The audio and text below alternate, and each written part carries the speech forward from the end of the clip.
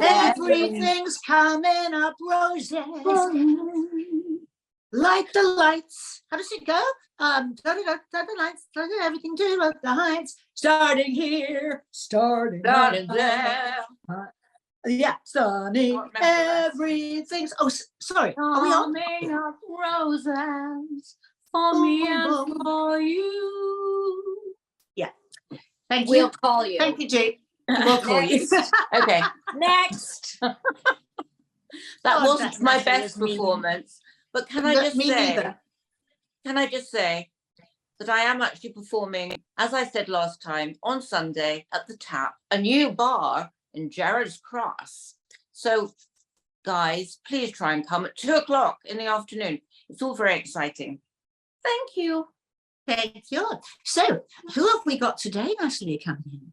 So today our special guest is Evelyn Hoskins, who is playing Gypsy in Gypsy at the Mill at Sonning. Hello. Hi. Hello. So Evie, you are appearing in, I think, probably my favourite musical of all time at the Mill at Sonning, Gypsy. Tell us about it. Yeah, I mean, I think it's a lot of people's favourite shows. A lot of people I speak to, especially in the industry, say it's one of the best musicals ever written, and I would probably agree. It's a very classic. Sondheim, obviously Sondheim was a legend, so being able to do something by him has been an honour. But yeah, we're here at the Sonning. It's normally a really big production. A lot of people know the Imelda Staunton version that was in the West End in 2015.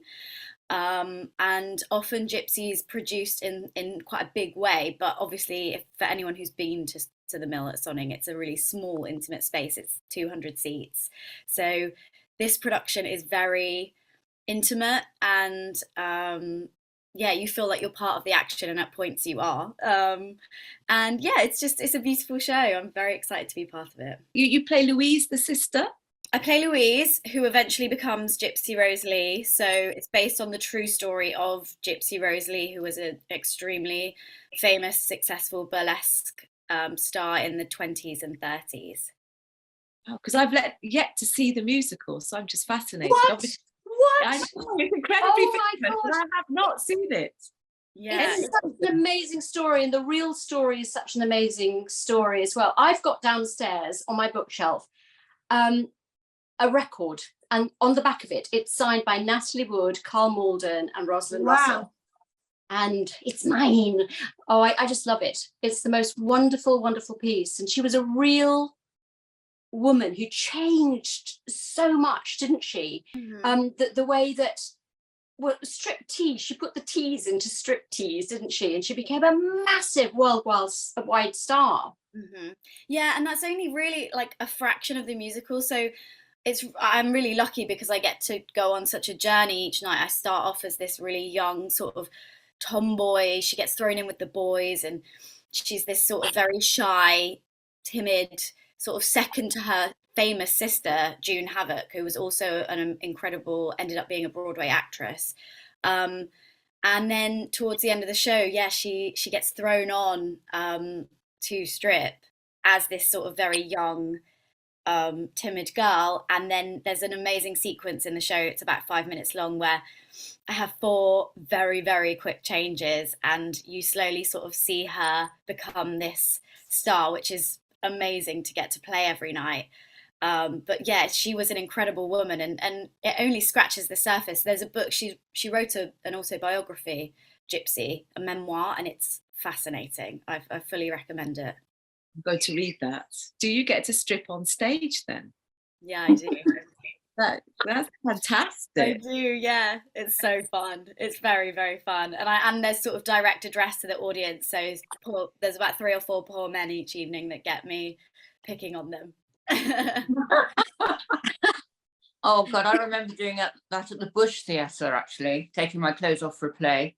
And you get used to it after a while, don't you? I think it's actually really empowering. I've done stuff before where I did a show called Mrs. Henderson Presents. I don't know if you know the film with Judi Dench. I did a stage version of that, and we were completely nude. And actually, it's probably the most body positive I've felt about myself ever. Yes. Yeah, it's really empowering. Yes, but I think it's, especially with gypsy. Now I'm going to tell you, I've got a gypsy story to tell you. And this is really, it's really, I'm sorry to tell it, but I've got to tell it. You know what I'm like. Please. So anyway, I had a friend of mine who was married to a Broadway producer. And it was probably about, I don't know what year, 2010 or something like that. And they were doing Gypsy on Broadway with Bernadette Peters.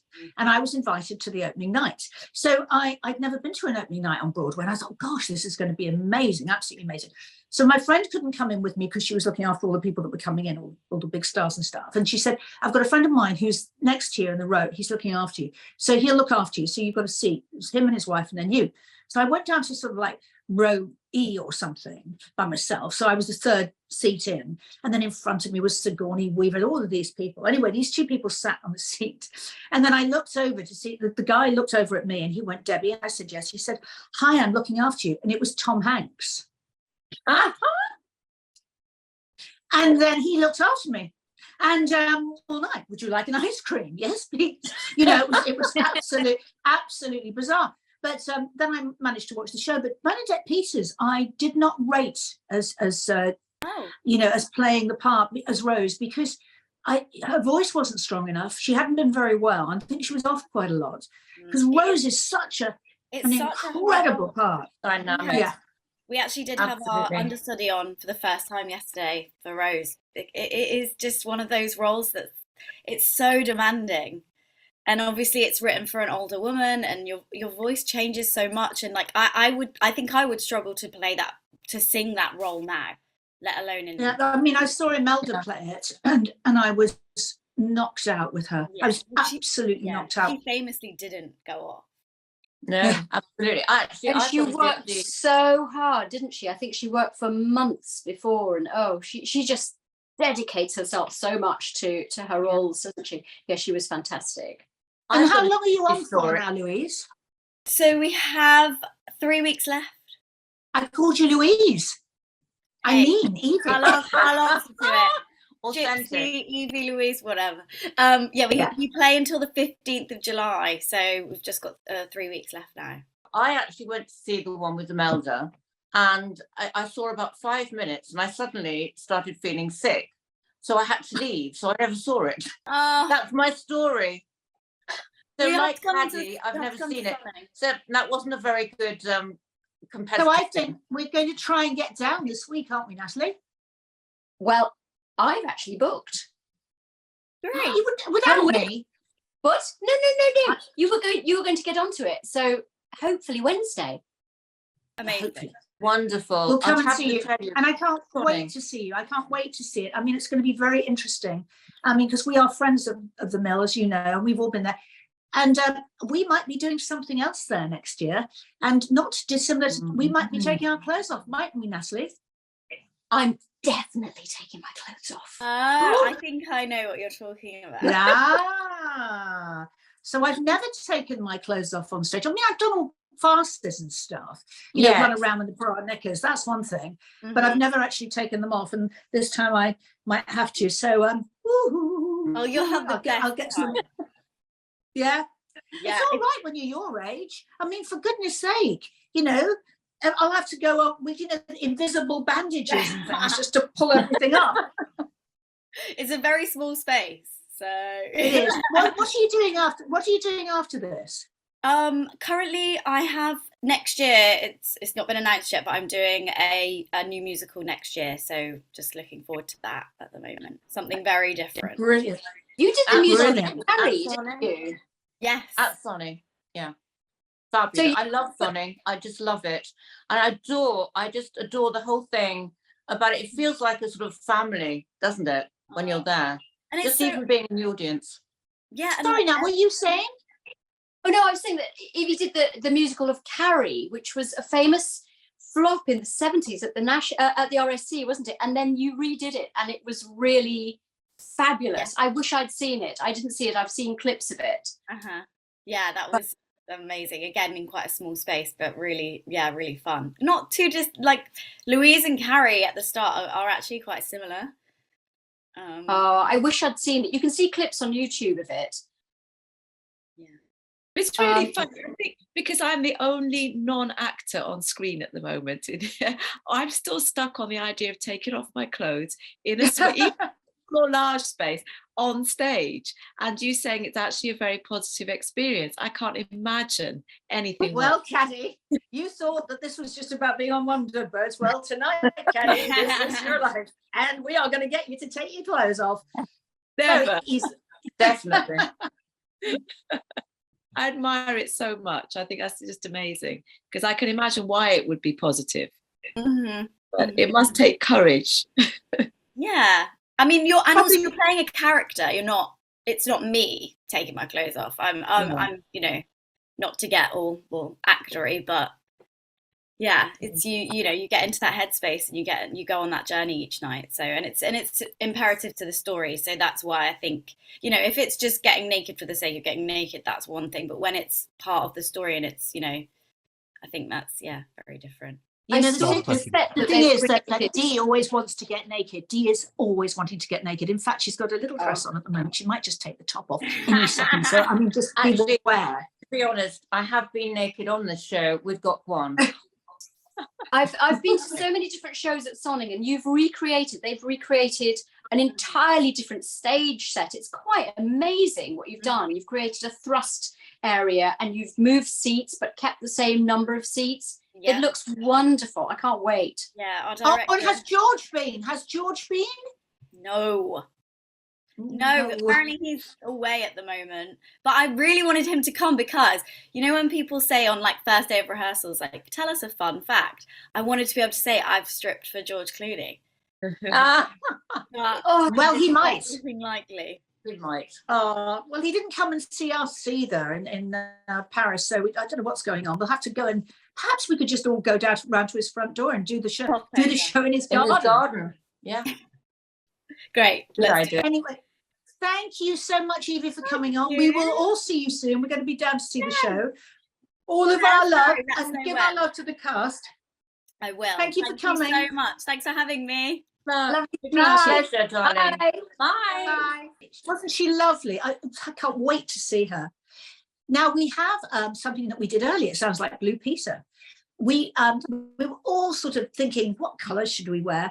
And Caddy, unfortunately, wasn't here. So because she wasn't here, we thought we'd just play it now so she could see it as well. And she would almost be with us, but not really. I don't know what I'm talking about. Please welcome Andrea Richards. Hi.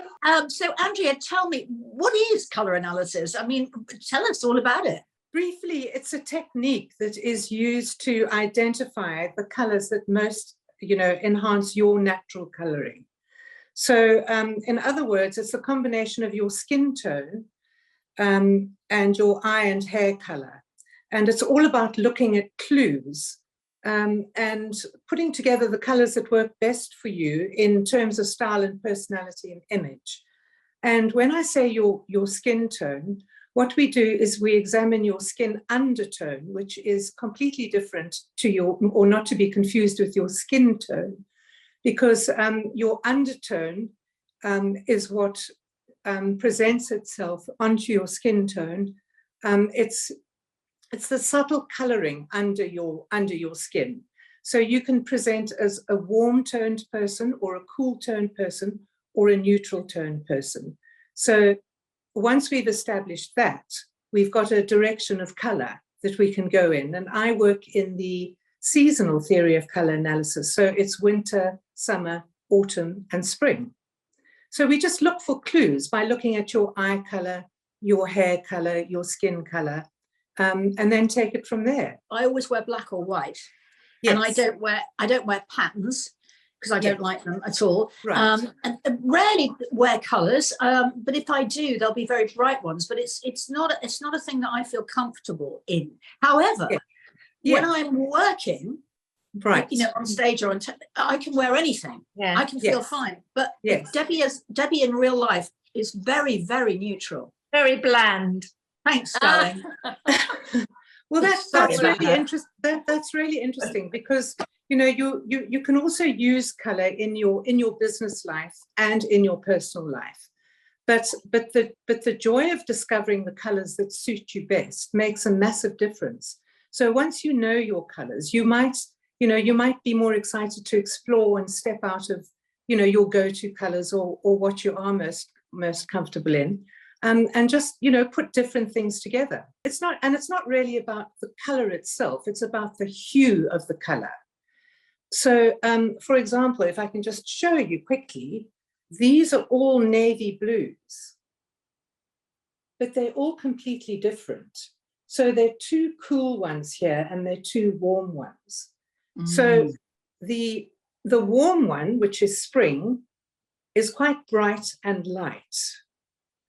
And the more muted and deeper one is autumn, which has got a lot of yellow to it because it's a warm base.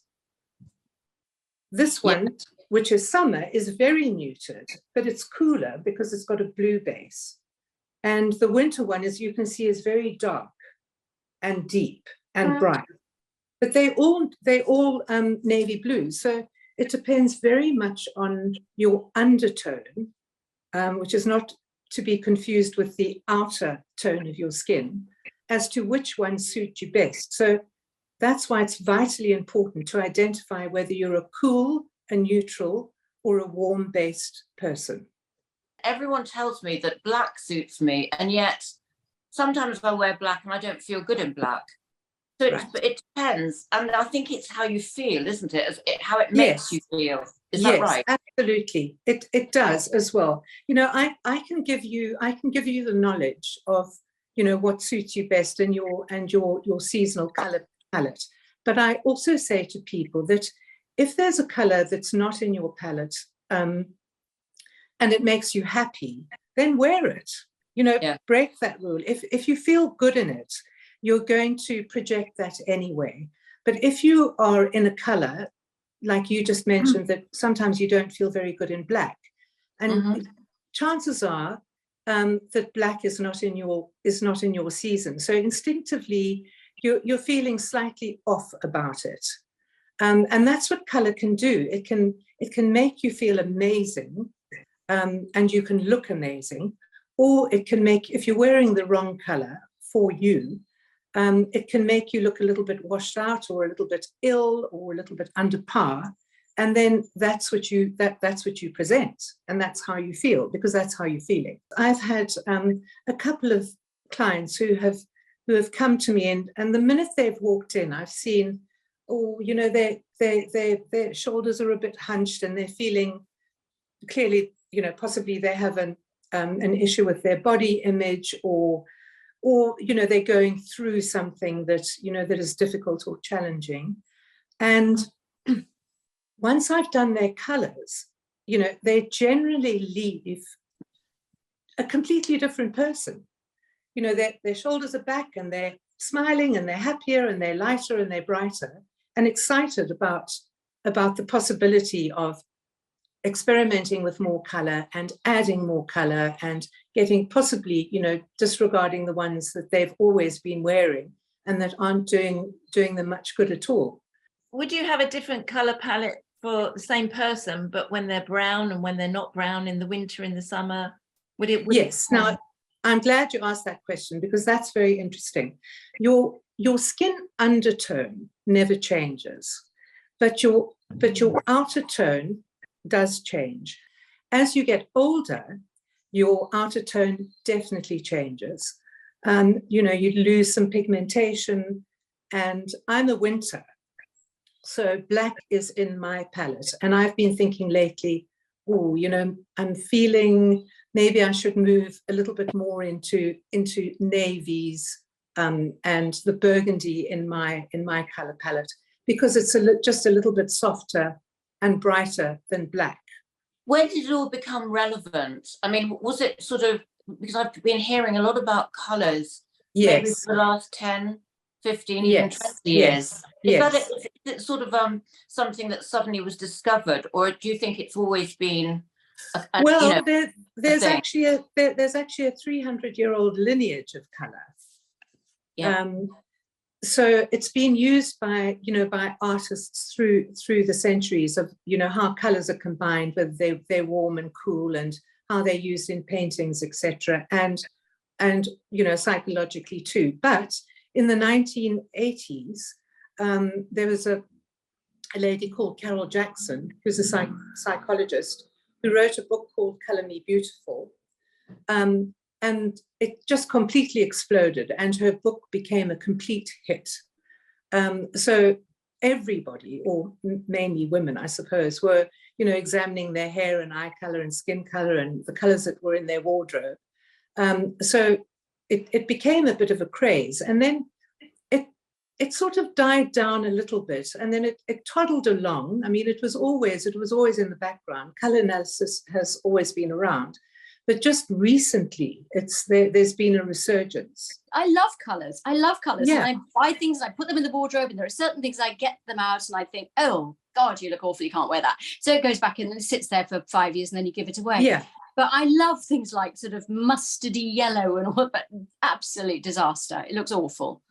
Yes, well, if it's not right for your skin tone, I mean, mustardy yellow can actually turn you yellow. I mean, I had a client and she was absolutely astonished. I knew what she was. She was actually a dark winter, so she was very high contrast. She was very dramatic. So she had very black hair, and she had a sort of a silver streak, and she had a very pale skin, very dark eyebrows, and very vivid eyes. So I pretty much, she was a definite winter. But just to demonstrate the colors that she couldn't use or shouldn't wear, I put mustard yellow up against her face, and she literally turned yellow in front of our eyes. I mean, her eyes just got bigger and bigger, and I took it away and it disappeared. So it's so interesting and it's fascinating. How did you get into the whole thing? I mean, I know that you're actually a designer, aren't you?